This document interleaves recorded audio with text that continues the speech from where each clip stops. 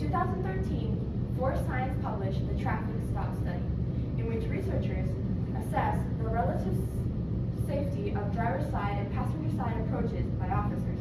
During the research, the officers' reactions were observed in response to an unexpected simulated firearm assault. So what basically was happening in this experiment was officers were given a firearm and seeing if their heartbeat went up or if it dropped low. More than 900 people died due to gun violence every day in the USA.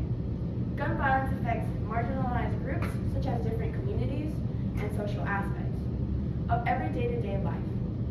The U.S. has a deep and enduring connection to guns. You can see this in posters, you can see this in ads that pop up in our television, or just people in general just talking about how they have a firearm in their home.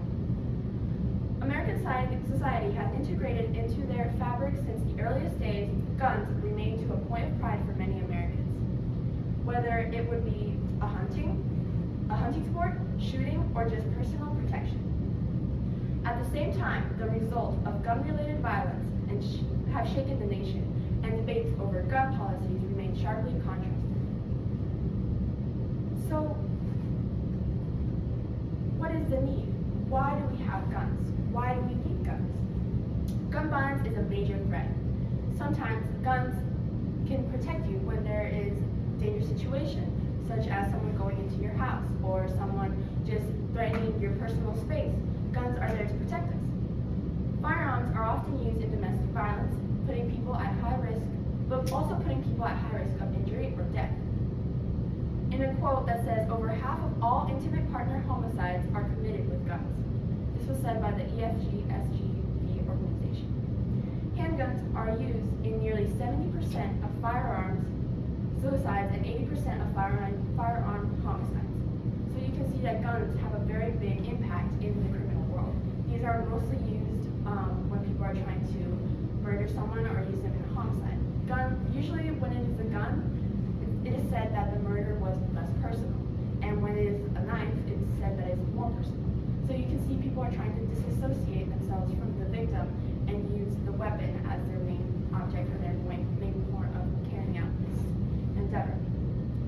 Countries with stricter gun control laws have lower rates of gun homicide, though.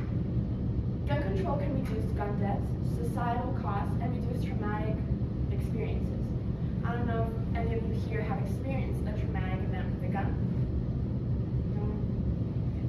Maybe y'all have heard of someone in your family or a friend who has a gun? If you have heard of this, then it is normal to, many Americans have at least one person they know that has had gun control at some point.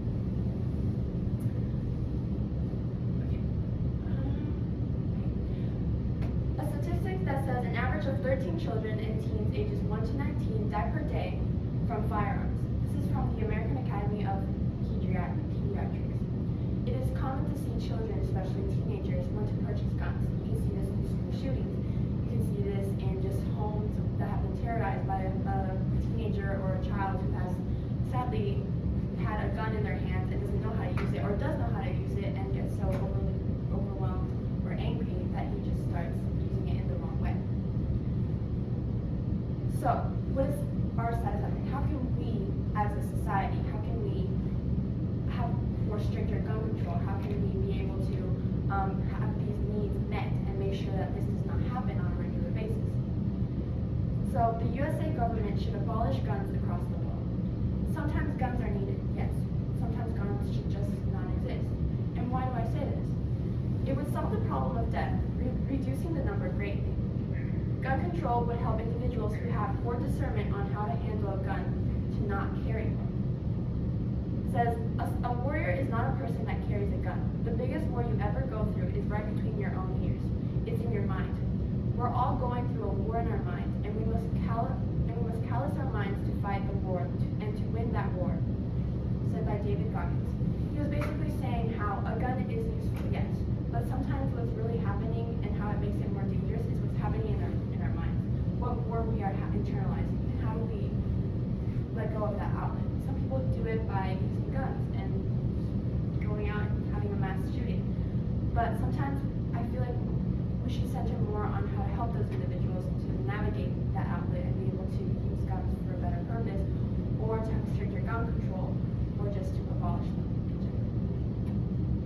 deadly assault weapons.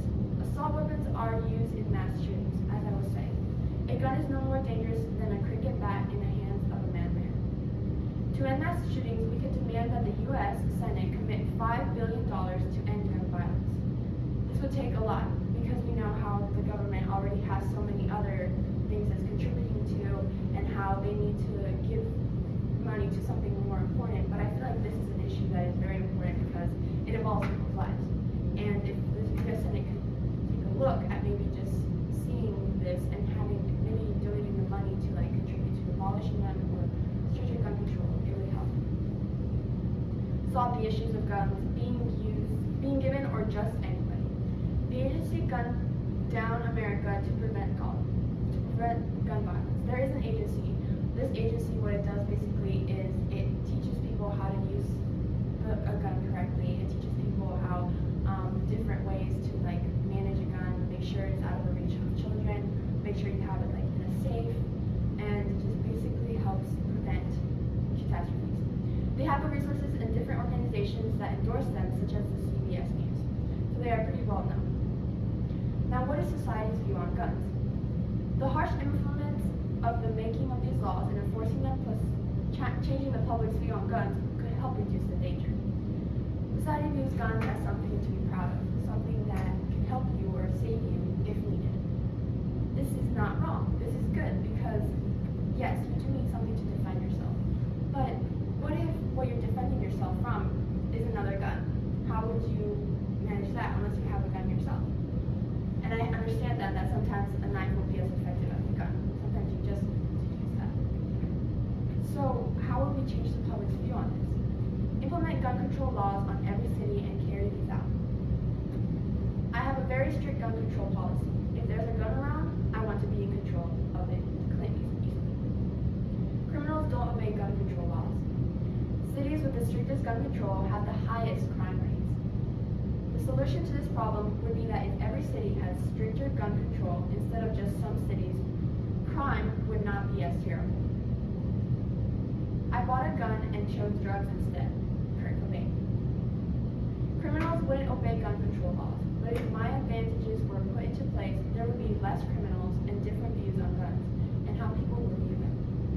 The fascination of shooting as a sport depends almost wholly on whether you are in the right or wrong end of the gun. E.J. Williams. So what I've been trying to say basically is, it doesn't matter if we have stricter gun control policies. I was saying we could either abolish guns or have stricter control. But as you see here, criminals, when they have a gun, maybe they get it first because, they're trying to protect themselves from someone else who's a criminal who's trying to get it to them. But sometimes they use it to just enforce their power. So like they use it to basically, get more drugs or just to like blackmail someone. And they don't use guns for their right purpose, which is just to be for protection. So I would say mostly in this society that we live in, stricter gun control would honestly benefit us more. And by implementing that, we need to just implement it in all the country, not just one country, not just one city or one state. Because if just one city or one state is doing it, then it defeats the purpose of everyone else who is trying to get stricter gun control. In conclusion, guns can hinder or help, but most of the time they do a lot of bad than they do good. We should try to have